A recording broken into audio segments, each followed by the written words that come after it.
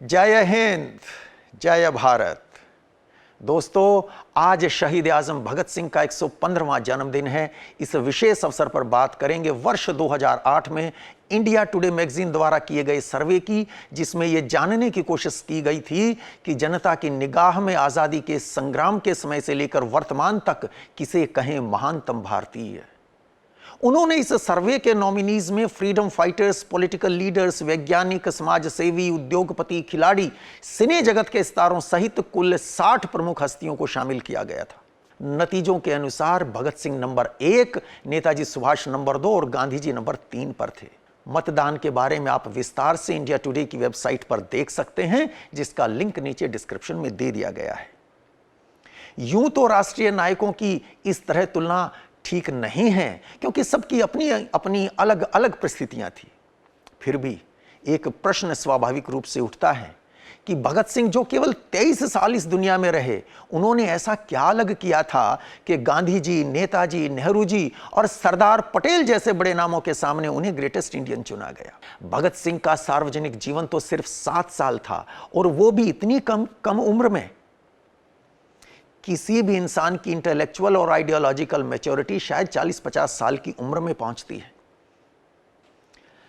लेकिन भगत सिंह तो 23 साल की उम्र में शहीद हो गए। दूसरी तरफ गांधी जी हैं, जिनका सार्वजनिक जीवन शुरू ही 23 साल की उम्र में होता है। यानी जिस उम्र में गांधी जी सार्वजनिक जीवन शुरू करते हैं, उस उम्र में भगत सिंह अपनी पारी खेल गए थे। गांधी जी को जन सेवा के 55 साल मिले। उनका योगदान बहुत बड़ा था।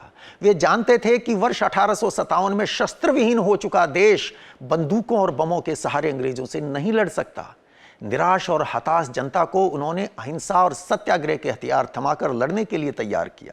यदि बात करें नेताजी की, तो उनका सार्वजनिक जीवन भी शुरू होता है लगभग 23-24 साल की उम्र में, और 18 अगस्त 1945 को डिसअपीयर होने से पहले देश सेवा के लिए उन्हें तकरीबन 23-24 साल मिले।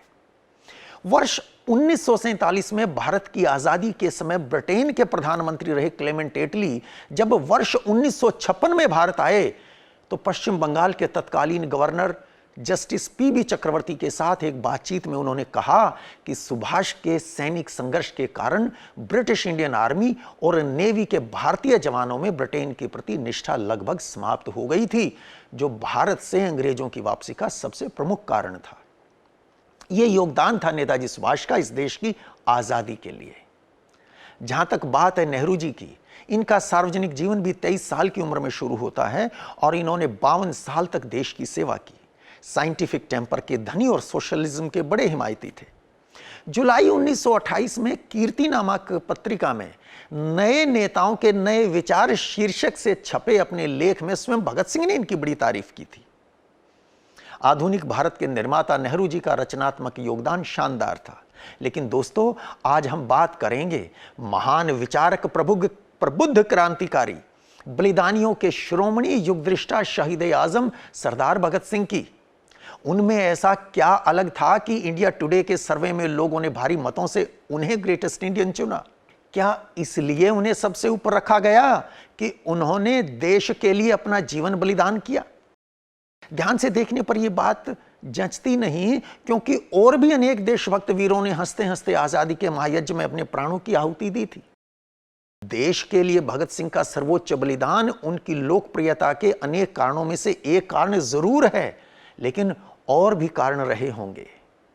देखिए, किसी क्रिकेटर को मान लो 2-3 टेस्ट मैच ही खेलने को मिले, और वो भी बहुत कम उम्र में, लेकिन उनमें ही वो ऐसा कुछ कर दिखाए कि जिन्होंने 100 मैच खेले हों उनकी उपलब्धियों पर भारी पड़े, तो कुछ तो निराली बात रही होगी ना उसमें। दोस्तों, भगत सिंह बहुत विशाल बौद्धिक संपदा के धनी और विचारक थे। नेहरू जी की तरह वो भी रैशनल थिंकिंग और साइंटिफिक टेम्पर रखते थे। 1928-29 तक देश के बड़े बड़े नेता भारत को डोमिनियन स्टेटस दिलाने के लिए संघर्ष कर रहे थे। डोमिनियन स्टेटस का मतलब था ब्रिटिश क्राउन के नीचे अपनी स्वयं की सरकार।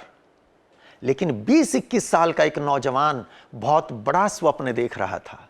वो न केवल अंग्रेजों से पूर्ण स्वतंत्रता की बात करता था, बल्कि उसका लक्ष्य तो उससे कहीं आगे था। गोरों को हटाकर भूरों को सत्ता दे देना उसकी मंजिल नहीं थी।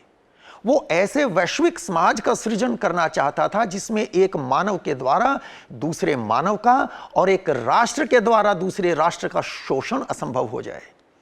उसके समाज में सांप्रदायिकता, छुआछूत और किसी भी प्रकार की असमानता के लिए कोई स्थान नहीं था। वो किसान और मजदूरों को संगठित कर क्रांति का बिगुल बजाना चाहता था। उसका बलिदान इन महान लक्ष्यों के लिए था, केवल अंग्रेजों को निकालने के लिए नहीं।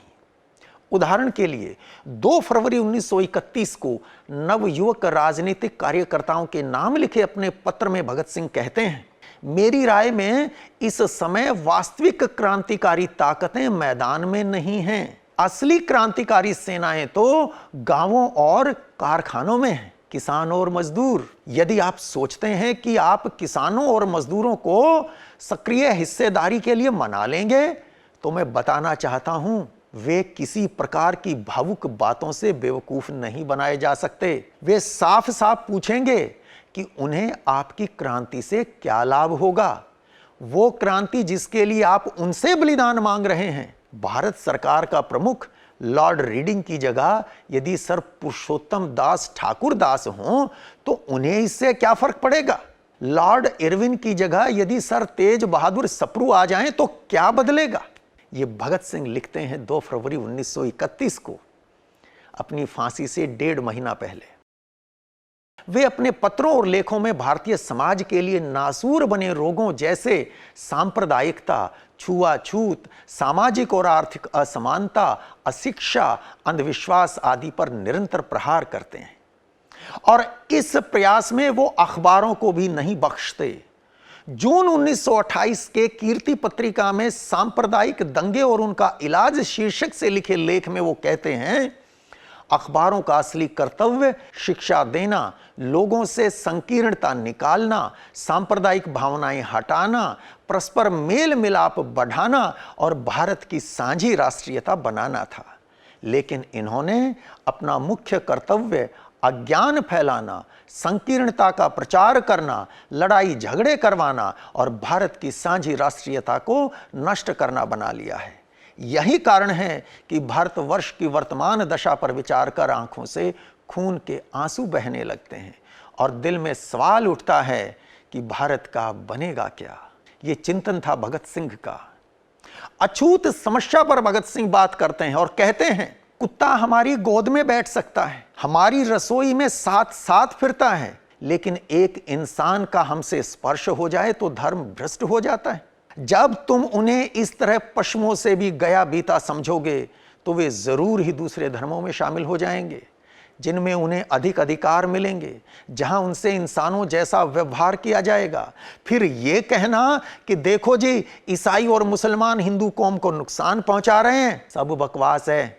अछूतों का आह्वान करते हुए भगत सिंह आगे कहते हैं, धीरे धीरे होने वाले सुधारों से कुछ नहीं बन सकेगा। सामाजिक आंदोलन से क्रांति पैदा कर दो तथा राजनीतिक और आर्थिक क्रांति के लिए कमर कस लो। तुम ही तो देश का मुख्य आधार हो, वास्तविक शक्ति हो। सोए हुए शेरों उठो।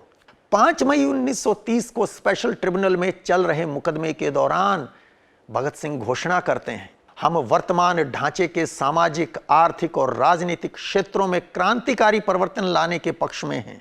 जहां तक शांतिपूर्ण या अन्य तरीकों से क्रांतिकारी आदर्शों की स्थापना का संबंध है, हम घोषणा करते हैं कि इसका चुनाव शासकों की मर्जी पर निर्भर है।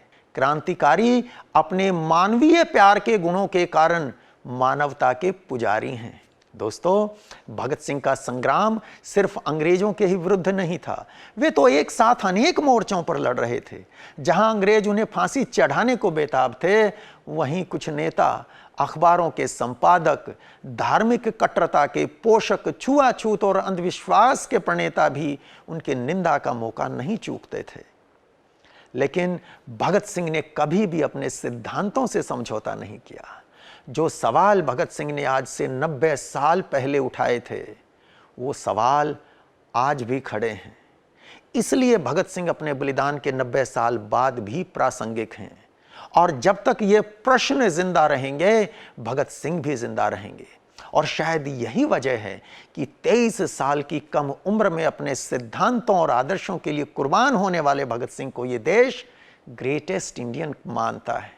आशा है इस वीडियो में दी गई जानकारी आपको रोचक लगी होगी, अच्छी लगी होगी। यदि ऐसा है तो आज शहीद आजम भगत सिंह के 115वें जन्मदिन के अवसर पर इसे अधिक से अधिक शेयर कीजिए, ताकि भगत सिंह का आदर्श, भगत सिंह का इस देश के लिए बलिदान जन जन तक पहुंच सके। और अपने सुझाव, अपने प्रश्न कमेंट बॉक्स में लिखकर हम तक भेजिए। युग दृष्टा भगत सिंह और उनके साथियों के बारे में सार्थक और सही जानकारी आप तक पहुंचती रहेगी। युग दृष्टा भगत सिंह की अमर क्रांति यात्रा नाम से श्रृंखला इन दिनों वैसे भी चल रही है। 18 भाग अपलोड हो चुके हैं, 19वां आने वाले शनिवार को आएगा। आप जरूर देखिए। जय हिंद, जय भारत।